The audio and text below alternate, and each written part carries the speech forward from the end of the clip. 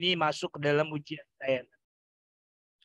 Nah, dependent dan independent, kalau kita terjemahkan, dependent itu bergantung, independent itu tidak bergantung, artinya bisa berdiri sendiri. Klausa adalah anak kalimat.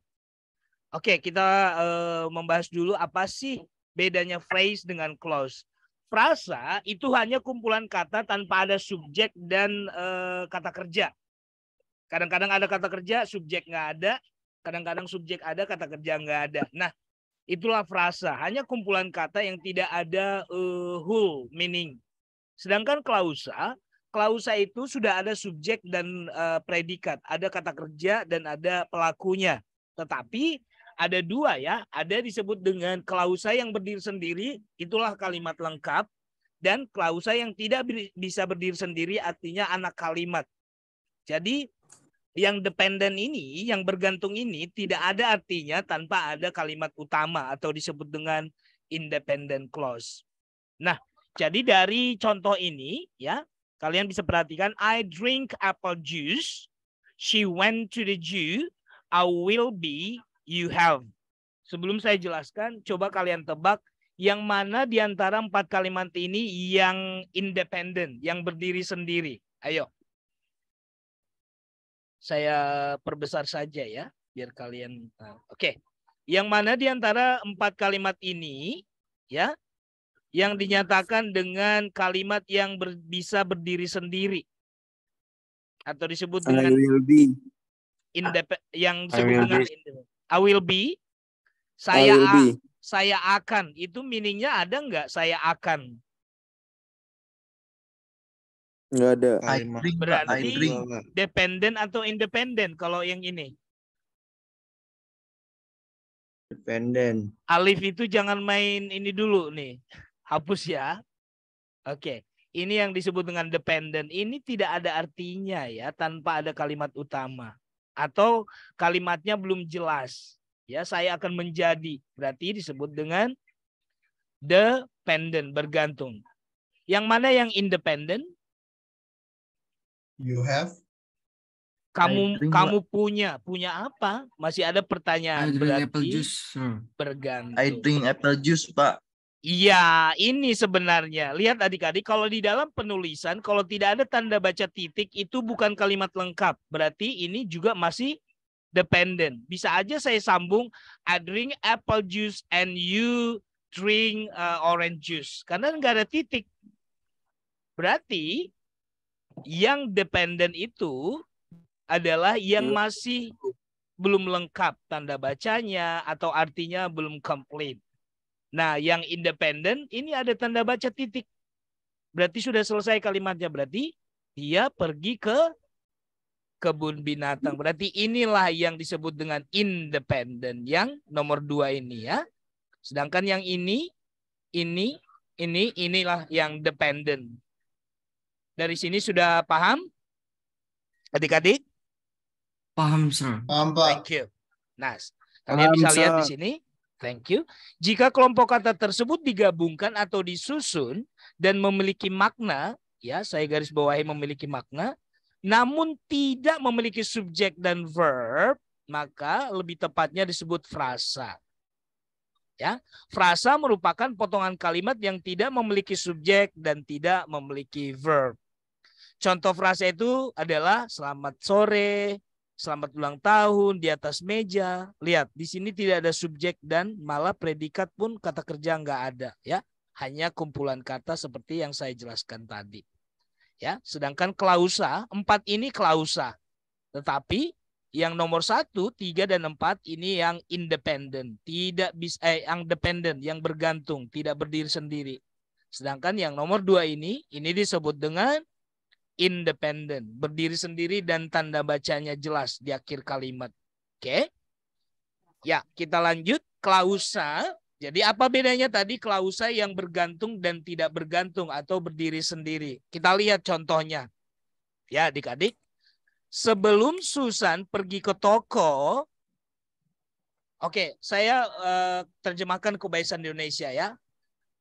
Sebelum Susan pergi ke toko, ini sudah komplit belum kalimatnya menurut kamu? Kalau kamu mendengarkan sebelum Susan pergi ke toko, ada meaningnya nggak dapat? Atau masih tanggung? Tanggung, sir. Belum, Pak. Tanggung, sir. Iya. Tanggung. Yang tanggung itulah yang disebut dengan dependent, seperti yang saya bilang. Tapi kalimat kedua ini, lihat, dia sudah mempersiapkan makanan untuk keluarganya. Titik. Ya, ini ada nggak meaningnya? Ada. Iya. Berarti ini yang disebut dengan independent. Nah, kalau kita gabung dua kalimat ini, baru yang dependent ini ada artinya. Lihat. Sebelum Susan pergi ke toko, dia sudah mempersiapkan makanan untuk keluarganya. Jadi yang merah ini berfungsi sebagai kata keterangan, ya. Ya, jadi disebut dengan dependent clause, tapi kalau ditanya fungsinya sebagai apa? Kata keterangan untuk kalimat ini. Kalau ditanya kapan dia sudah mempersiapkan makanan untuk keluarganya? Sebelum Susan pergi ke toko. Contoh yang kedua. Kalau kamu dengarkan seperti ini.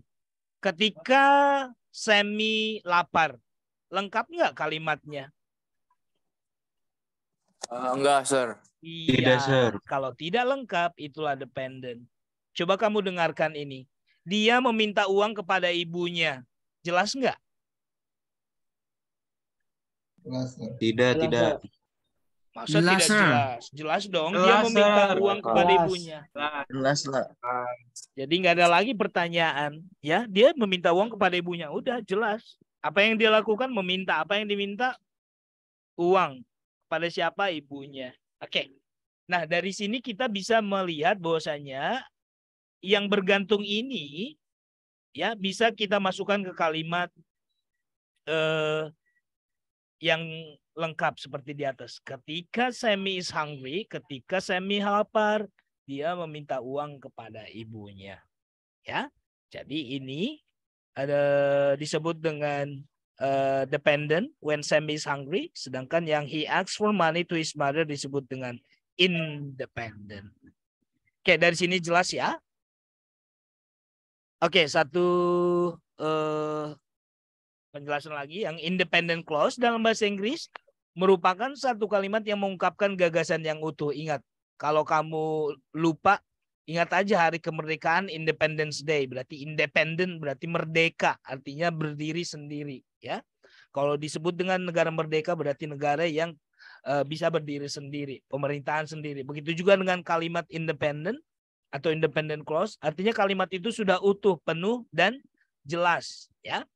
Jadi contohnya, my father gave me a book. Ayah saya memberi saya sebuah buku. Sudah jelas. They haven't changed much. Mereka belum berubah banyak. Sudah. Yang ketiga, I have to eat apple every day. Saya harus makan buah apel setiap hari. Ini yang disebut dengan independent. Lihat, dependent clause perbedaannya. Coba. When I was a small child, ketika saya kecil. Coba tiba-tiba seseorang langsung datang ke kamu terus ngomong, ketika saya kecil, maksud lo? Nah, artinya kalau ada pertanyaan di otak kita, maksudnya apa sih? Berarti kalimatnya nggak lengkap. Disebut dengan dependent. Ya. Yang kedua, sejak waktu kita pertama kali bertemu atau sejak terakhir kita ketemu. Maksudnya apa sih? Nah, berarti itu yang disebut dengan dependent clause. Sebelum kamu pergi, ya masih tanggung. Kalau saya punya uang cukup, ya, karena saya tidak datang. Nah, dari sini kita bisa melihat adik-adik, ya, nanti di bahasa Inggris 2 semester 2 kalian mempelajari namanya ada 3 klausa nanti, adjective clause, adverb clause, sama adjective clause, adverb clause dengan ada 3 ya, noun clause. Nah, ketika kamu melihat ada kata when, since, before, if, ya, because, ya, ini pasti kata keterangan adik-adik. Yang ini kata keterangan waktu, menyatakan waktu, when, since, before, dan ini menyatakan keterangan why, the reason, ya, karena, ya, kalau. Nah, berarti ciri-ciri sebenarnya klausa itu adalah diawali dengan kita sebut ini tanda kata baca ya, when, what, itu salah satu, and then kata since, for itu masuknya ke preposisi. Before, if, because, ya, conjunction, preposisi, kata tanya. Ya. Oke, jadi di sini kalian harus ya memastikan bahwasanya kalau dibuat kalimat seperti ini, kalian harus bisa menentukan yang mana arti yang penuh atau arti yang belum penuh. Arti yang belum penuh disebut dengan dependent, bergantung. Arti yang sudah penuh, apalagi tanda bacanya jelas, itu disebut dengan independent. Nah, seperti yang saya bilang tadi, nanti ya, mungkin di semester ini kalian belum belajar secara khusus, tapi dependent clause yang tadi, yang bergantung tadi, bisa dikategorikan ketiga hal. Ya, ada yang disebut dengan noun clause, ada yang disebut dengan adjective clause, ada yang disebut dengan adverb clause. Jadi noun clause berarti klausa yang berfungsi sebagai kata benda. Kemarin kita sudah pelajari jenis kata benda bisa berfungsi sebagai subjek maupun objek. Ya, adjective clause kita sudah belajar kemarin tentang adjective, berarti menerangkan benda. Berarti fungsi klausa di sini menjelaskan benda. Ya, adverb clause berarti memberikan keterangan kepada kata kerja. Lihat kalimatnya sebagai noun clause. Dia dapat melakukan apapun yang dia inginkan. Ya, she can do whatever she wants. Jadi whatever she wants ini klausa yang berfungsi sebagai objek dari do. Ya, coba dia dapat melakukan apa?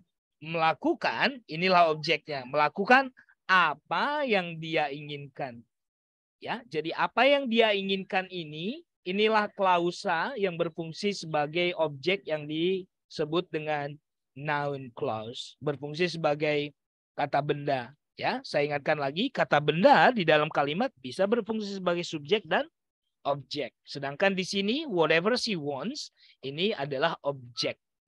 Yang kedua, the horse that my father ride on is so fast. Ya, kuda yang ditunggangi oleh ayahku itu sangat cepat. Lihat, kalimat utamanya sebenarnya adalah the horse is so fast. Kuda itu cepat. Kuda yang mana? Dijelaskan oleh kuda yang ditunggangi oleh ayah saya. Lihat, jadi that my father ride on itu klausa yang berfungsi sebagai kata sifat. Sifat siapa? Sifat si kuda. Ya. Nah, nanti kalian pelajari lebih lanjut. Yang penting kalian sudah paham dulu bahwasanya klausa itu bisa dibagi ketiga, ya, ketiga kategori. Ya, kategori yang ketiga adverb clause, klausa yang berfungsi sebagai kata keterangan. Ya, his sister used to scare him when they were kids. Ya, kakak perempuannya sering ya menakut-nakuti dia ketika mereka kecil. Jadi ketika mereka kecil inilah yang disebut dengan klausa kata keterangan. Yang menerangkan kapan kejadian menakut-nakuti ini. Ketika mereka kecil. Oke adik-adik, ini tidak perlu saya jelaskan lebih detail karena di semester nanti, semester 2 kalian mempelajari apa itu noun clause, adjective clause, dan adverb clause. Oke, demikian. Determine whether the underlying word groups are dependent clause, independent clause, or not a clause. Nah, di sini ada 10 kalimat. Kalian disuruh menentukan yang digarisbawahi ini, apakah itu dependent, apakah itu independent, atau malah bukan clause. Yang tadi kalau bukan clause berarti hanya frasa, ya, phrase. Oke, saya berikan waktu 10 menit biar kalian tidak perlu mengerjakan di rumah. Kerjakan sekarang, nanti saya tanya satu-satu. Silahkan. Ada pertanyaan sebelum kalian mengerjakan?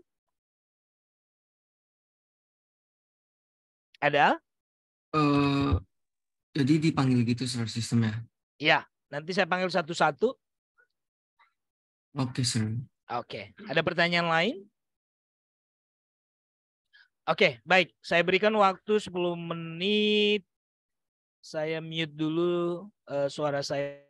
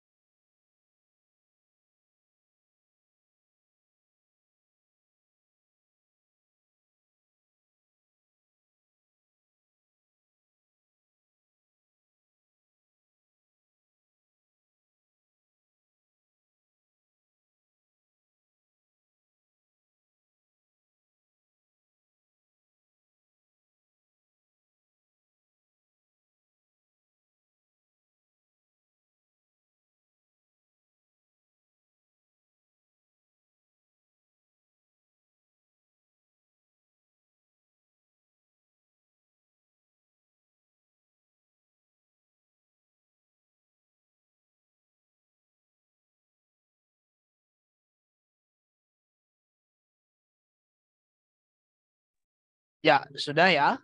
Oke, sebentar. Saya akan cek dulu presensinya sekalian ya. Sorry sir, Ya. suaranya kurang kedengeran. Suara saya kurang kedengaran? Oh, udah. Udah ya. Oke, baik. Ya, saya minta yang pertama ada Aryo, ketua kelas. Aryo nomor 1 ya. Siap, sir. Oke, silakan. Saya Oke. Although it was raining, Maria went for a jog at Civitan Park. Nah, yang digarisbawahi although it was raining. Sebagai apa dia di situ, Bang Aryo? Sebagai independen. Apa? Dependent atau independent? Coba coba diterjemahkan ya. Independen.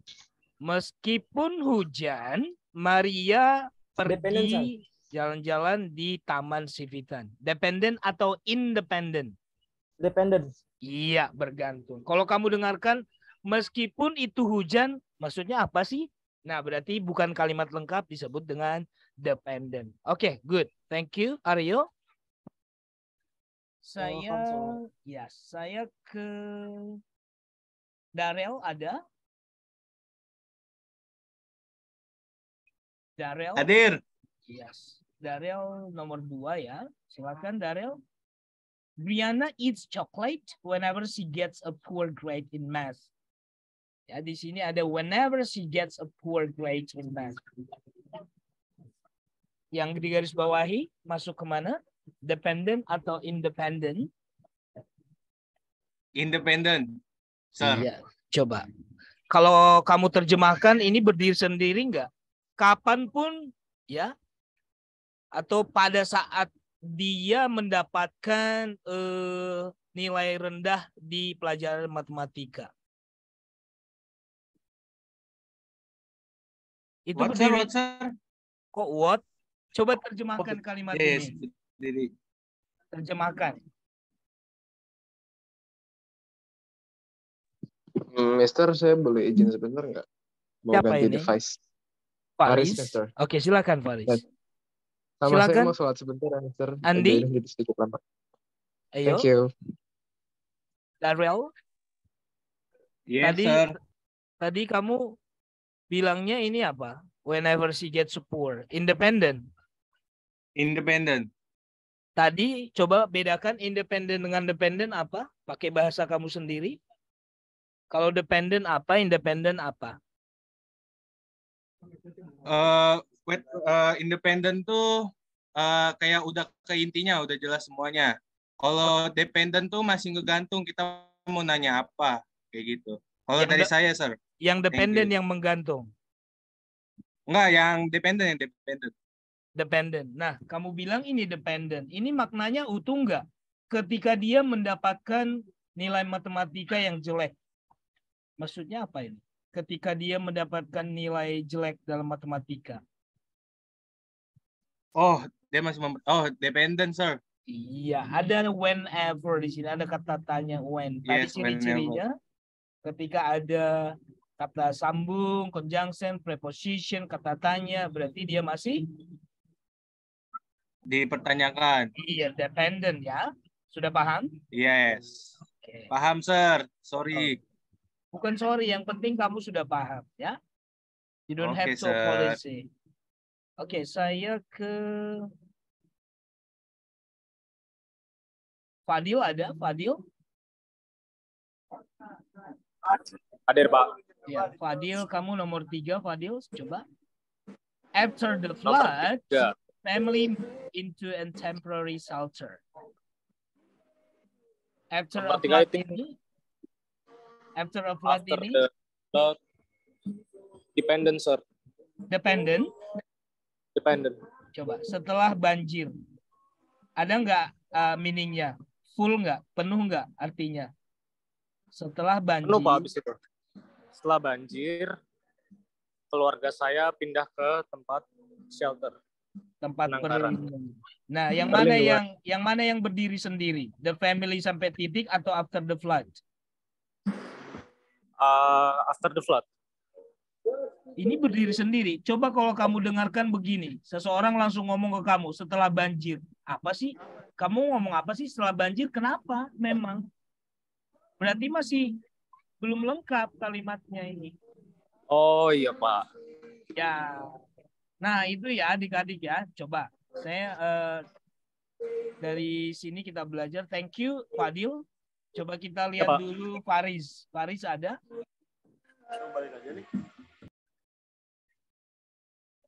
Faris absent ya. Oke. Ada Hilmi? Yes, sir. Ya, Hilmi nomor 4. Silakan. Nomor Why- 4. While walking at the park, John saw a raccoon eating potato chips. Yang digaris bawahi, John saw a raccoon eating potato chips. Independent, sir. Independent. Bagus, berdiri sendiri ya, karena sudah lengkap ya. John melihat sebuah apa ini rakun ya? Ini hewan yang di hutan itu ya. Seekor rakun memakan potongan kentang ya, sudah lengkap berarti independent. Thank you. Sudah paham berarti Ilmi ya. Oke, saya ke Jonathan. Ada Jonathan? Hadir, sir. Present. Silakan Jonathan, number 5. Students enroll in bachelor's and associate's degree programs must pass the ini di ini semua. Di garis bawahnya semua. Iya. Iya. Yes, sir. Berarti ini kalimat lengkap apa bukan lengkap? Independent, sir. Iya, Lengkap.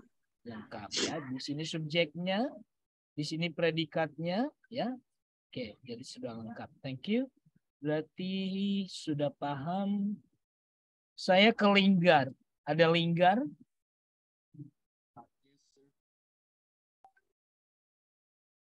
Oke, Linggar absent. Saya ke Muhammad Farahat. Yes, sir. Ya, Muhammad Farahat number 6. Students. Nah, kalau ada kata who fail sampai ini independent atau dependent? I think depends, sir. Ya, Dependent. Tahu ya. Yeah, who? Jadi kalau kita terjemahkan yang gagal ya menunjukkan. Nah, kalau ada kata yang berarti bersifat klausa. Yes, sir. Sudah paham? Thank you so much. Oke. Ada Gumelar?